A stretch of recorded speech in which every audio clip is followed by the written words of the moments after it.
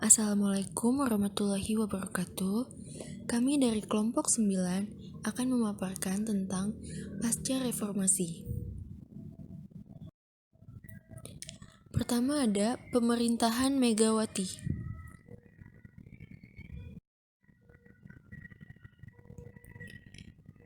Dinamika naiknya Megawati menjadi presiden. 23 Juli 2001 tercatat merupakan tanggal yang cukup bersejarah bagi bangsa Indonesia. Megawati Soekarno Putri dilantik sebagai presiden perempuan pertama di negara berpenduduk muslim terbesar di dunia. Suasana politik yang mewarnai pelantikan Megawati kala itu memang tak elok untuk dirayakan dengan penuh kegembiraan.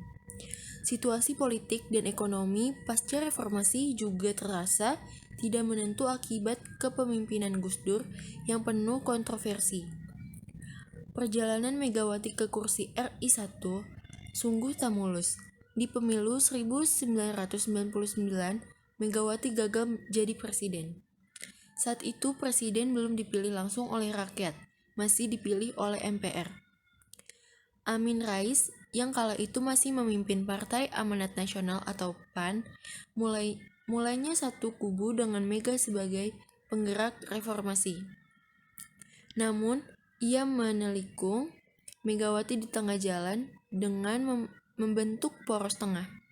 Mereka, Megawati menjadi presiden dengan alasan gender. Namun, pada 2001, dinamika politik berbalik arah. Amin Rais yang saat itu merupakan ketua MPR memotori sidang istimewa yang berujung pada jatuhnya Gus Dur. Megawati pun naik menjadi presiden merebut takdirnya yang tertunda. Dan Hamzahas yang semula menolak Megawati tak lagi buka suara saat MPR memilihnya.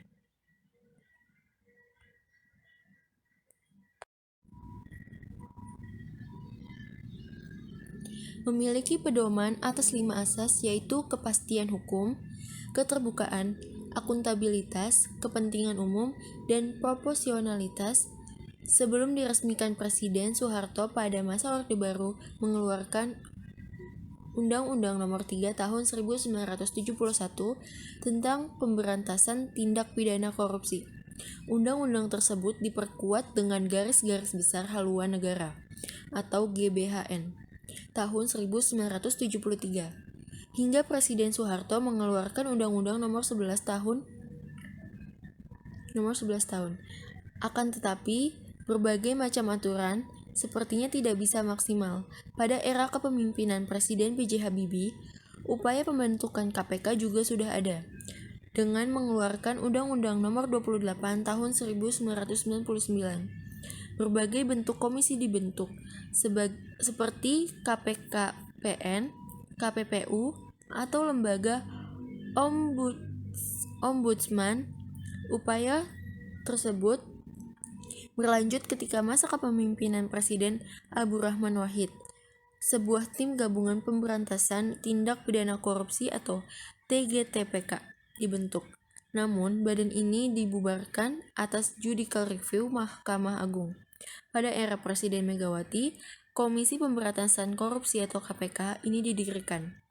Masa awal pembentukan KPK bisa dibilang tidak memiliki modal sama sekali. Dalam sejarah kepemimpinan KPK, komisi ini pertama kali dipimpin oleh Taufikur Rahman Ruki.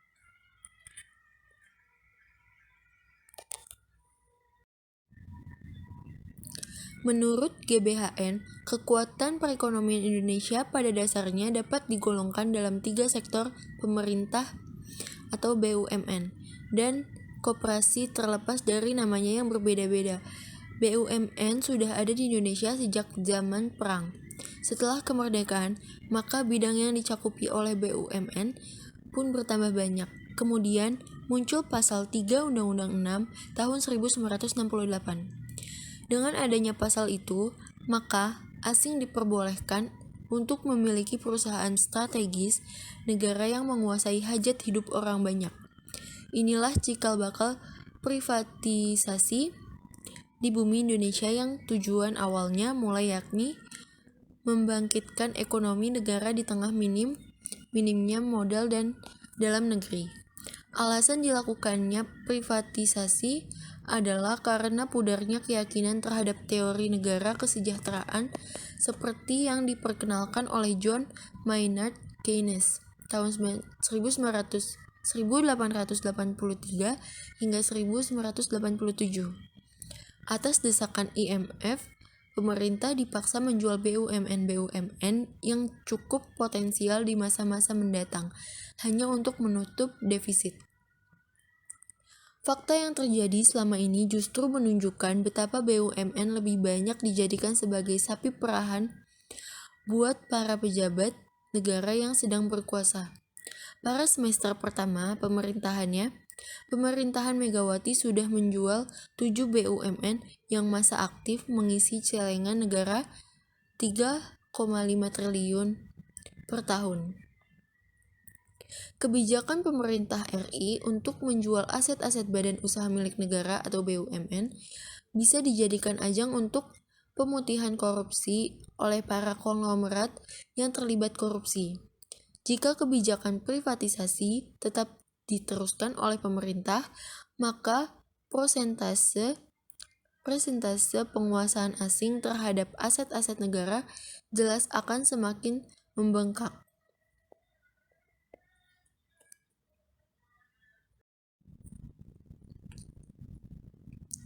Pemilu 2004. Masyarakat Indonesia dapat memilih langsung presiden dan wakil presiden, di samping memilih calon anggota legislatif dengan berpedoman kepada Undang-Undang Nomor 23 Tahun 2003 tentang Pemilihan Umum Presiden dan Wakil Presiden. Komisi Pemilihan Umum atau KPU berhasil menyelenggarakan Pilpres langsung pada pertengahan 2004. Pilpres pada pemilu 2004 diselenggarakan sebanyak 2 putaran dan menjadi bagian dari rangkaian 9 tahap pemilihan umum legislatif 2004. Pilpres 2004 menjadi kontes pemilihan kepala negara dengan jumlah peserta terbanyak sepanjang sejarah pemilu di Indonesia. Pilpres 2004 putaran pertama ternyata menjadi awal yang manis bagi SBY dan Yusuf Kala. SBY dan Yusuf Kala memang menang telak pada pemilihan presiden putaran 2 tanggal 20 September 2004. Menurut hasil yang diumumkan pada 4 Oktober 2004, SBY dan Yusuf Kala ditetapkan sebagai presiden dan wakil presiden Indonesia terpilih periode 2004 hingga 2009.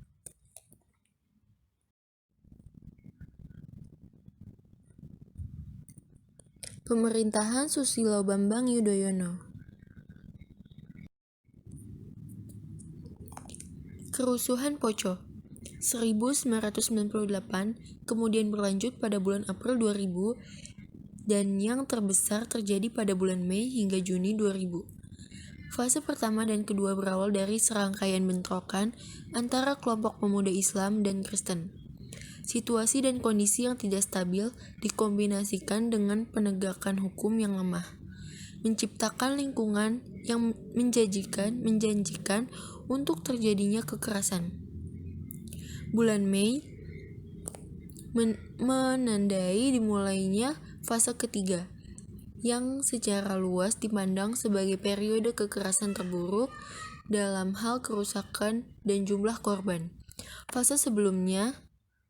Fase ini merupakan ajang balas dendam oleh kelompok Kristen setelah 2 fase sebelumnya yang sebagian besar didominasi oleh serangan dari pihak Muslim dan berlangsung sampai bulan Juli 2000. Fase ketiga ini memuncak dalam sebuah peristiwa pembantaian di sebuah pesantren yang terjadi di desa Sintu Lembah yang mayoritas pendukungnya Islam. Pada tanggal 20 Desember 2001, Deklarasi Malino ditandatangani antara kedua belah pihak yang bertikai di Malino, Sulawesi Selatan, dan diinisiasi oleh Yusuf Kala. Kesempatan ini sekaligus mengurangi kekerasan frontal. Secara kasus Bank Senturi, Negara Republik Indonesia Kejaksaan Agung, hingga Komisi Pemberantasan Korupsi tidak disusupi kepentingan politik jelang pemilihan umum atau pemilu 2019.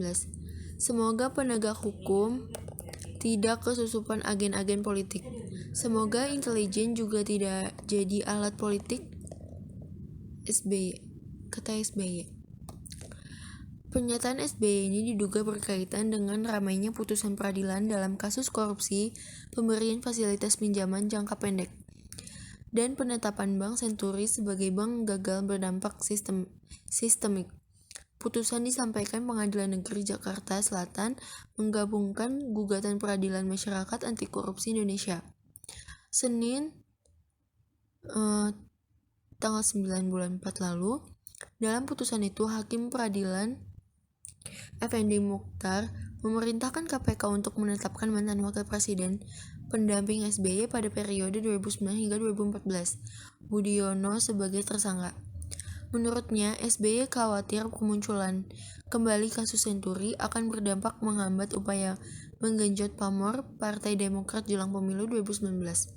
Sementara itu, Ketua Divisi Hukum Partai Demokrat, Ferdinand Hutayan, membantah kalau putusan peradilan kasus Senturi menjadi alasan SBY melontarkan cuitan yang menyentil penegak hukum.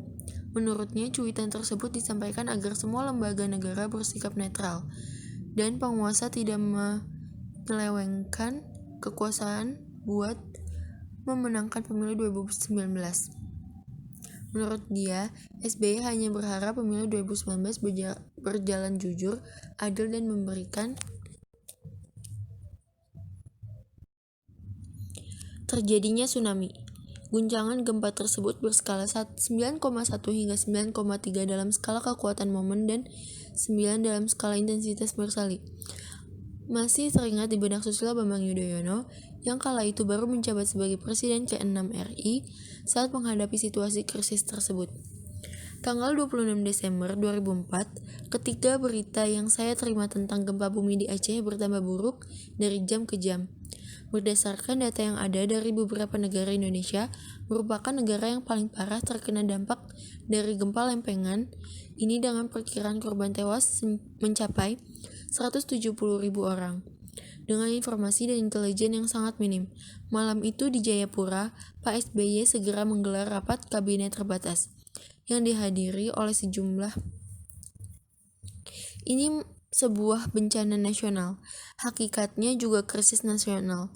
Oleh karena itu, yang harus kita jalankan adalah manajemen krisis, baik pada tingkat pusat maupun daerah, kata Pak SBY. Karena jajaran pemerintah daerah saya anggap lumpuh total, maka pemerintah pusat akan mengambil alih. Setelah saya tinjau di lapangan esok hari, saya akan putuskan status bencana ini.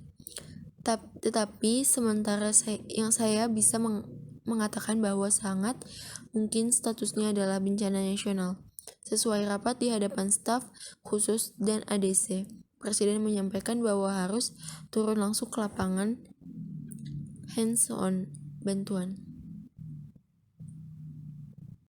Sekian pemaparan dari kelompok 9, kurangnya mohon maaf. Wassalamualaikum warahmatullahi wabarakatuh.